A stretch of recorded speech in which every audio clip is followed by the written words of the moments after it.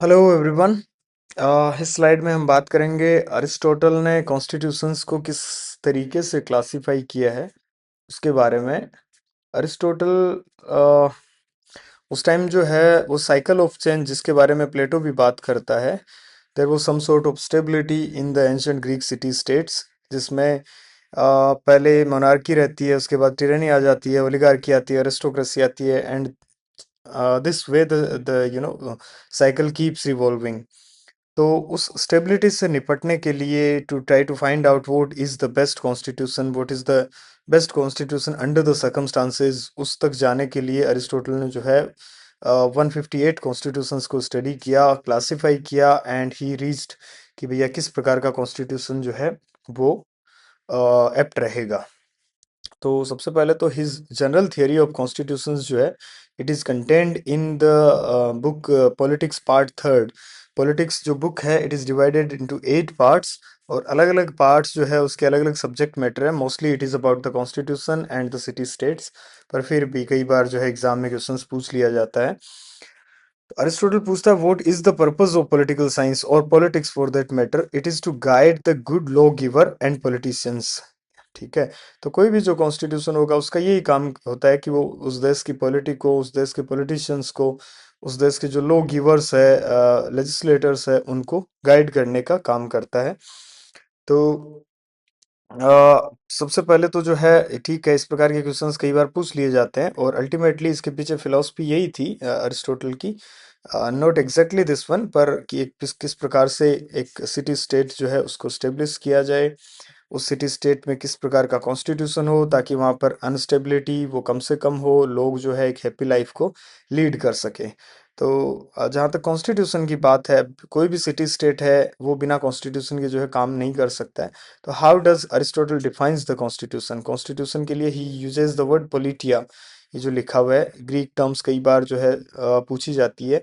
Last में एक slide में I try to provide the glossary of the terms that Aristotle uses, I mean English और उसका जो ग्रीक ट्रांसलेशन है वो वाला। तो he defines the constitution as a way of organising the offices of the city state, particularly the sovereign office. ठीक है, उस टाइम सोवरेन ऑफिस क्या होती थी? लेजिस्लेटर्स, है ना।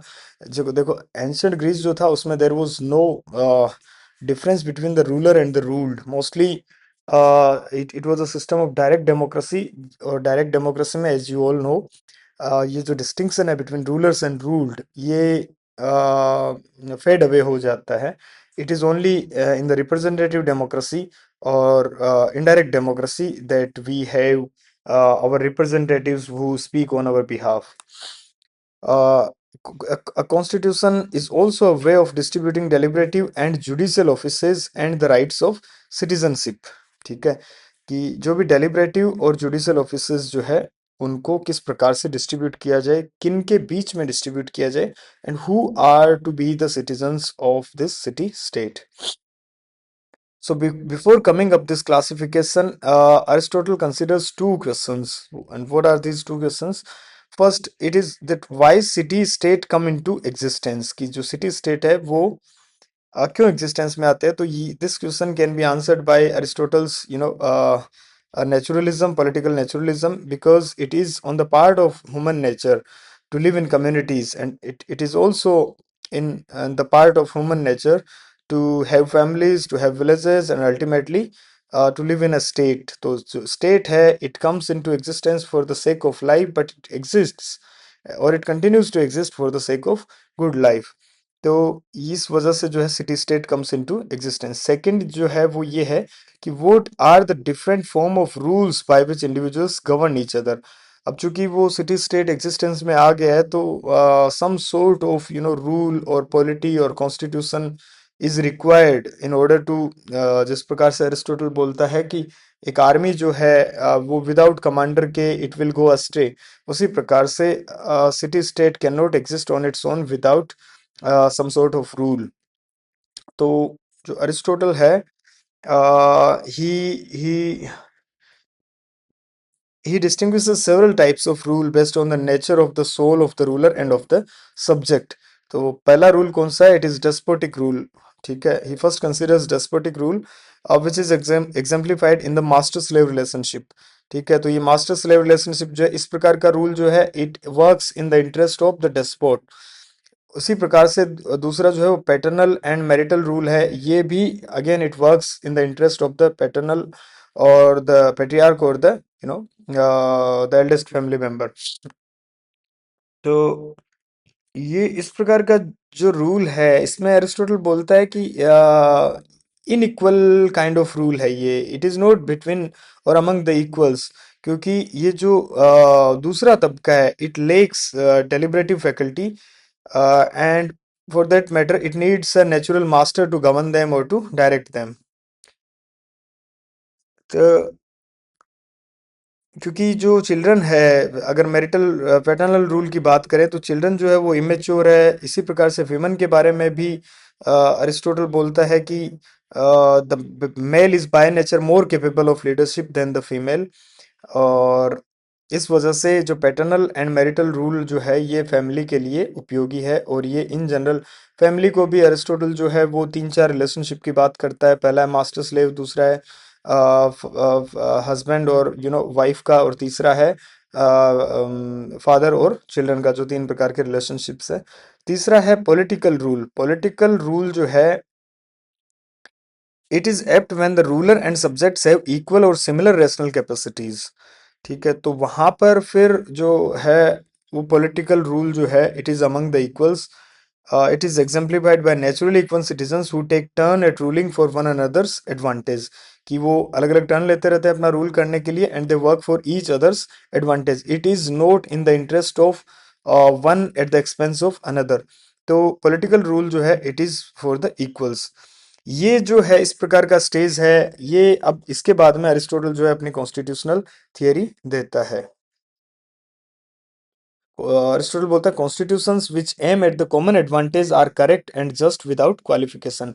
और जितने भी कॉन्स्टिट्यूशंस है, they are with some sort of qualification. बाकी जो कॉन्स्टिट्यूशनल वो कॉमन एडवांटेज के लिए काम करते हैं, they are correct and just without any qualification. ठीक है, बाकी जो डिविएंट और अनजस्ट कॉन्स्टिट्यूशन है, वो किसी न किसी के हित में काम करते रहते हैं at the expense of another. तो इस स्लाइड में इतना ही। दूसरी स्लाइड में हम जो है, अच्छा, अरिस्टोटल जो है, he also studies a comparable range of constitution, as we talked earlier in this slide that he studied somewhere around 150 constitutions.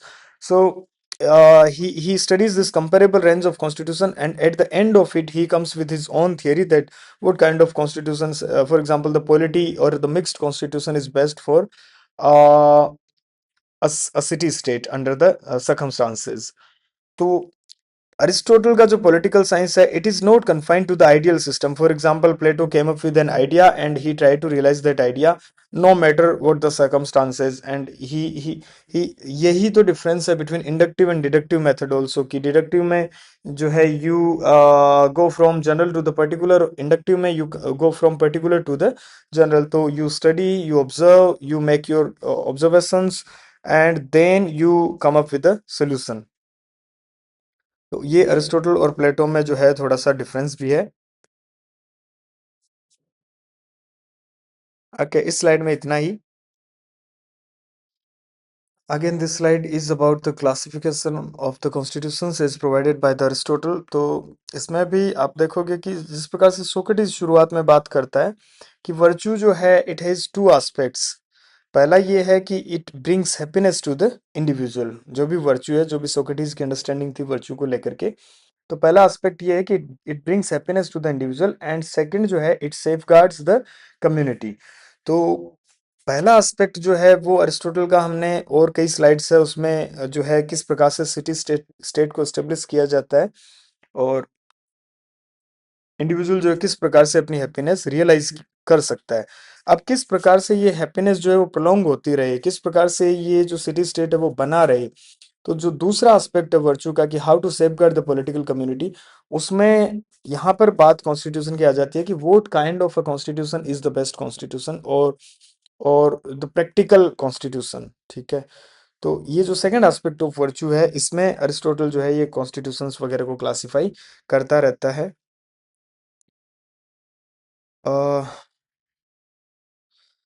Aristotle का जो क्लासिफिकेशन है कॉन्स्टिट्यूशंस का, उसके सर्टेन की फीचर्स भी है। पहला तो यही है कि इस इसका जो कॉन्स्टिट्यूशनल थियरी है, it is based on his theory of justice, कि किस प्रकार से जो है एक प्रैक्टिकल वर्च्यू है, justice is a practical virtue, it is a virtue in practice, उसको इंश्योर किया जाए। What is it to what is it to act justly और मॉरली। दूसरा है कि he treats constitution, government and state is interchangeable.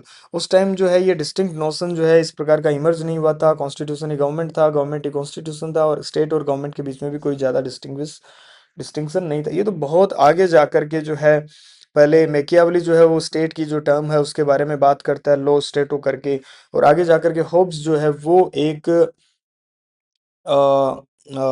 उस प्रकार के स्टेट, मतलब मैकियावेली के साथ फॉल्ट ये था कि ही वो किंग और स्टेट को इंटरचेंजेबली ही देखता है। आगे जाकर के हॉब्स जो है वो इसको सेपरेट करता है, वो इसको एक I am not getting the term right now, मतलब एक सेपरेट आइडेंटिटी देता है, और एक इंटेंजिबल या फिर एक अमूर्त जो चीज है उसकी तरह स्टेट को हॉब्स जो है वो देखता है। Okay, Aristotle is also known as father of constitutionalism. Constitutionalism क्या है? कॉन्स्टिट्यूशन अलग है, कॉन्स्टिट्यूशनलिज्म जो है वो अलग चीज है, बिकॉज वो कॉन्स्टिट्यूशन और जो मैनर ऑफ गवर्नमेंट है उसके बीच का जो डिविएशन है उसको परमिट नहीं करता है। For example, every country, no matter whether democratic और undemocratic, they have constitution, but doesn't mean they also have constitutionalism. तो merely having a constitution is not constitutionalism. तो कॉन्स्टिट्यूशनलिज्म में बहुत कुछ की फीचर्स है, rights of the people, limited government, separation of power, इस प्रकार की जो चीजें हैं वो कॉन्स्टिट्यूशनलिज्म के अंदर में आती है। तो he on the basis of two principles which we will read in a short while, he provided six possible constitutional forms। छह जो टाइप्स है कॉन्स्टिट्यूशनलिज्म के वो अरिस्टोटल प्रोवाइड करता है, और his classification is undoubtedly adapted from Plato's statesman. Plato का जो सेकंड मोस्ट इम्पोर्टेंट, या फिर मतलब जो तीन मेजर वर्क्स है प्लेटो के, रिपब्लिक, स्टेट्समैन एंड लॉज, जो प्लेटो का जो स्टेट्समैन है वहां से इसने ये क्लासिफिकेशन को अडेप्ट किया है। और इसका जो क्लासिफिकेशन है, it sets the stage for his inquiry into the best constitution, की वो kind of constitution is the best constitution. तो दो प्रिंसिपल्स जो अरिस्टोटल यूज करता है in order to classify the constitution, वो कौन कौन से हैं? पहला ये है कि वेदर लेजिस्लेटिव और जुडिशियल ऑफिसेज जो है they are concentrated in the hands of one, few और मैनी। कि रूल कौन कर रहा है, कोई एक आदमी रूल कर रहा है, कुछ लोग रूल कर रहे हैं, या फिर बहुत सारे लोग रूल कर रहे हैं। ये पहला है। और दूसरा है सेकंड, कि those who hold offices are working for the common good और for the good of their own. कि वो मतलब who benefits and who benefits from the rule. एक आदमी रूल कर रहा है, हु रूल्स, मतलब sorry, who rules and who benefits from the rule. कौन रूल कर रहा है? एक आदमी रूल कर रहा है तो मतलब मोनार्की हो गई, कुछ लोग रूल कर रहे हैं तो अरिस्टोक्रेसी हो गई, बहुत सारे लोग रूल कर रहे हैं तो पॉलिटी या फिर डेमोक्रेसी हो गई। और दूसरा ये है कि किसके लिए, मतलब बहुत सारे लोगों के लिए, कॉमन गुड के लिए या फिर अपने आप के लिए। तो on the basis of these two principles he comes up with his threefold classification, or sixfold classification, in which there are three good constitution and three perverted forms of the constitutions। तो उसके बारे में हम अगले slide में बात करेंगे। अभी यहाँ पर आप देखोगे कि हु रूल्स है ना, तो पहला प्रिंसिपल जो है वो ये है, बेसिस ऑफ क्लासिफिकेशन क्या था? Who rules and who benefits from the rule. तो अगर देखा जाए तो हु रूल्स है ना, तो मोनार्की में जो है भी एक आदमी रूल करता है, और टिरेनी में भी एक आदमी रूल करता है, राइट। अरिस्टोक्रेसी में कुछ लोग रूल करते हैं, ओलिगार्की में भी कुछ लोग रूल करते हैं, पॉलिटी में बहुत सारे लोग रूल करते हैं, डेमोक्रेसी में भी बहुत सारे लोग रूल करते हैं। लेकिन monarchy is the best form. क्यों? क्योंकि हु रूल्स, एक आदमी रूल करता है, पर ये रूल करता है कॉमन गुड के लिए, बहुत सारे लोगों के भले के लिए, which is ideally good according to the Aristotle. और पर इसके साथ प्रॉब्लम ये है कि ultimately it leads to tyranny. Tyranny में क्या होता है? उसमें भी एक आदमी रूल करता है, लेकिन वो केवल अपने भले के लिए ही, टायरेंट जो है वो केवल अपने भले के लिए रूल करता है। तो मोनार्की का परवर्टेड फॉर्म जो है वो है टिरेनी। दूसरा, कुछ लोग रूल करते हैं अरिस्टोक्रेसी में, लेकिन सबके भले के लिए रूल करते हैं, और ये आगे जाकर के इसका परवर्टेड फॉर्म है ओलिगार्की। ओलिगार्की में भी कुछ लोग रूल करते हैं, लेकिन वो केवल अपने भले के लिए रूल करते हैं। फिर है पॉलिटी, उसमें बहुत सारे लोग रूल करते हैं और बहुत सारे लोगों के लिए, के भले के लिए रूल करते हैं। डेमोक्रेसी में बहुत सारे लोग रूल करते हैं, लेकिन वो कॉमन गुड को कहीं ना कहीं अवॉइड करते हैं। तो इस वजह से डेमोक्रेसी जो है वो पॉपुलिज्म में और डेमागोगरी में और मोबोक्रेसी, इवन मोबोक्रेसी में कन्वर्ट हो जाता है। तो these are the 6 forms of classification is provided by the Aristotle. तो इसमें जो है अभी हम देखेंगे कि पॉलिटी जो है, Aristotle considers polity as the best form of the constitution, क्योंकि इसमें जो है ये विजडम ऑफ मल्टीट्यूड है। यहाँ पर दोनों एक्सट्रीम्स को अवॉइड करता है, तो गोल्डन मीन का जो ये रूल देता है उसको ये सेटिस्फाई करता है। और it is a very stable constitution, क्योंकि जब मासेस में इनइक्वलिटी बहुत ज़्यादा नहीं होती है, तो वहाँ पर रिवॉल्यूशन की गुंजाइश जो है वो बहुत ज़्यादा कम हो जाती है। In the upcoming slides will also read something about Aristotle's idea on the revolution. तो अभी हम आगे की स्लाइड में देखेंगे कि why polity is the best practicable constitution की। तो स्लाइड में इतना ही। ओके, वाई पॉलिटी, इसमें इस स्लाइड में हम बात करेंगे कि polity is the best practicable constitution. तो अरिस्टोटल जो है, हमने पहले ही बात की, ही स्टडीड अराउंड 150 कॉन्स्टिट्यूशन, और उसके बेसिस पर जो है निचोड़ उसने निकाला कि there can be 6 forms of the constitution. दो प्रिंसिपल्स यूज करता है। अब बात यहाँ आती है डेमोक्रेसी और पॉलिटी, क्योंकि उस टाइम पर जो है डेमोक्रेसी का प्रैक्टिस हो रही होती है एंशियंट ग्रीस में, लेकिन उसमें भी कुछ प्रॉब्लम्स होती है। कभी वो हमने प्लेटो में देखा था, रूल ऑफ 30 आता है, कभी कुछ आता है, कभी कुछ आता है। इस प्रकार से जो साइकिल ऑफ चेंज है वो चलता रहता है, मतलब स्टेबिलिटी कहीं ना कहीं नहीं रहती है। तो अरिस्टोटल जो है वो डेमोक्रेसी जो है वो least bed of the perverted form of government है। दो परवर्टेड फॉर्म ऑफ गवर्नमेंट कौन सी है? टिरेनी और ओलिगार्की, जिसके बारे में हमने लास्ट स्लाइड में बात किया। Polity is the best among the three good. Three good कौन सी है? मोनार्की है, अरिस्टोक्रेसी और पॉलिटी है। पॉलिटी उनमें से बेहतर है। ठीक है, तो अब why other constitutions are not good, उसके बारे में अगर हम बात करें तो मोनार्की को अगर देखा जाए तो ठीक लगती है भैया, एक प्रकार से rule of the philosopher king हो सकता है, but it is not practicable, है ना। Ultimately it will result into tyranny, and tyrannies are the worst form of the government, because they are not stable, and because one person rules, and that person rules in his own interest. Polity जो है, it is the rule of the middle class, जो है वो सारे के सारे लोगों के इंटरेस्ट में रूल होता है। तो according to Aristotle it is the best practicable form of government, because it represents the golden mean of oligarchy and democracy. उसके बारे में हम बात करते हैं कि पॉलिटी और डेमोक्रेसी, मैं अगर बात करें कि democracy is why democracy is not the best form. देखो, पॉलिटी जो है according to the Aristotle it is rule of the many but not too many. Democracy जो है वो एक एक्सट्रीम है, बिकॉज यहाँ पर बहुत सारे लोग रूल करते हैं, और उसमें फिर क्या होता है, जैसे जेएस मिल जो है, he is considered reluctant Democrat. तो ये पूरी की पूरी जो सिटीजनरी है उसको इवोल्व नहीं कंसिडर करते हैं। वो बोलते हैं कि भैया बहुत सारे लोग जो है वो इग्नोरेंस में, पुअर होते हैं, इग्नोरेंस होते हैं, and they might sell their votes, है ना। अगर अभी रिप्रेजेंटेटिव डेमोक्रेसी की बात करें, और वैसा होता भी है, ऑब्वियस सी बात है, बहुत सारे लोग इग्नोरेंस में वोट कर देते हैं, मेरे को देना इसको था, मैंने दे उसको आया। तो बहुत सारे लोग गरीब होते हैं, तो आप उनको जो है इस प्रकार के चुनाव से जस्ट पहले पैकेजेस जो है ट्रांसफर कर दोगे, ये कर दोगे, वो कर दोगे, इग्नोरेंस एंड पॉवर्टी जो है, तो फिर वो क्या होगा, पॉपुलिज्म आएगा। और इस प्रकार की जो समस्या है, कहीं ना कहीं democracy will convert into something else. तो इसलिए डेमोक्रेसी भी सही नहीं है। ओलिगार्की जो है it is rule of the rich, but it will also not be stable, because जो पुअर लोग है, जो गरीब लोग है, they will conspire against the rich. Similarly in democracy जो है, the rich will conspire against the poor. जो रिच है वो अपना ही और केवल पेट भरने का ही कोशिश करेंगे। तो इस वजह से अरिस्टोटल बोलता है कि पॉलिटी जो है ये अलग है। पॉलिटी जो है it is the best form of government. Why? सबसे पहली बात तो है ये है कि predominance of the middle class. Jeremy Waldron जो है बात करता है विजडम ऑफ द मल्टीट्यूड।